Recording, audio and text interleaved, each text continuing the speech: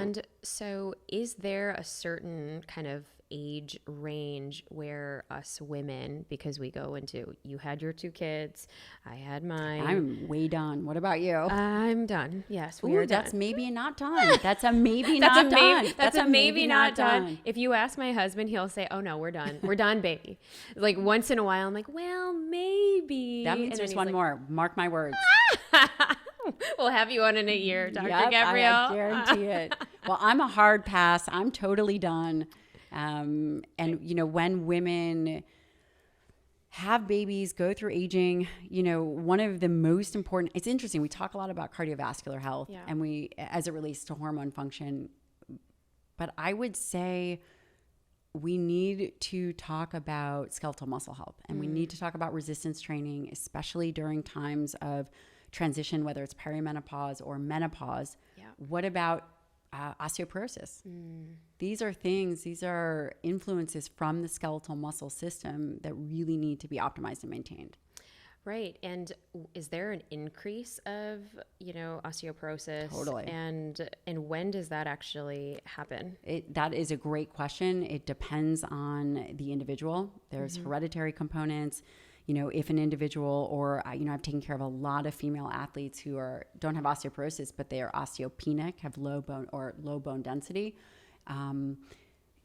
Again, if someone smoked or drank, there's many influences. But what I will tell you is that to protect bones, you need dietary protein. You need resistance training. Okay. So can we break it down? So what kinds of protein would be good, and resistance training would be good for somebody who's kind of just like starting out, thinking that they're... Well, luckily, the people that are just starting out have the biggest gains. And I will say, obviously, I utilize a lot of my fitness professionals. I think that's actually where the real magic happens. I am not a personal trainer.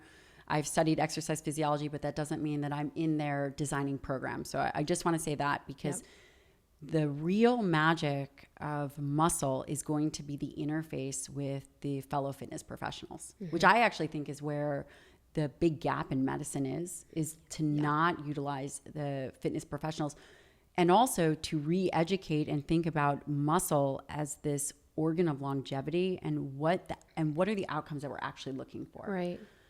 Which goes to your question, okay, what should individuals do for training? And I would say a novice trained individual or novice exerciser who, let's say, they don't lift weights and they've been sedentary. Number one, I strongly believe that they should work with a professional. Okay. I get a personal trainer. You have to allocate the funds to do it. It's just the way that it is. And I also believe that individuals should be doing resistance training 3 to 4 days a week. Easy. So lifting weights 3 to 4 days a week? 3 to 4 days a week. And I also think that it should be a dedicated time. I don't think that it should be the end or in the mix of a cardio class. Not to say that that's bad. Again, this is just my personal opinion. And I believe that it's not just the class and the execution, it generates habits and ways of thinking about things. If we believe that muscle is the organ of longevity, I strongly believe in strength and hypertrophy training, a dedication to both of those things. And it doesn't have to be, at the same time or,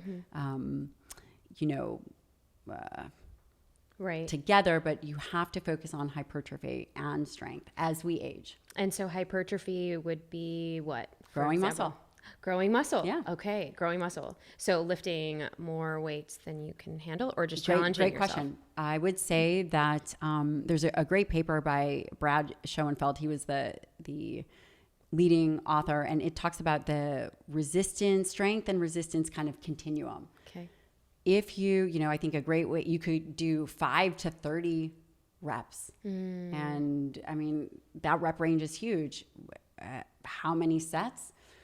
I don't know, 10 to 20 sets, 10 to 30 sets. It all just depends on how you design the program. But hypertrophy training is really focused on, and the traditional way people think about it is the 8 to 12 to 15 rep range. Yes, I remember that. Yep. But the reality is at 15 reps, the body doesn't go, okay, I've hit 15 reps and I'm done.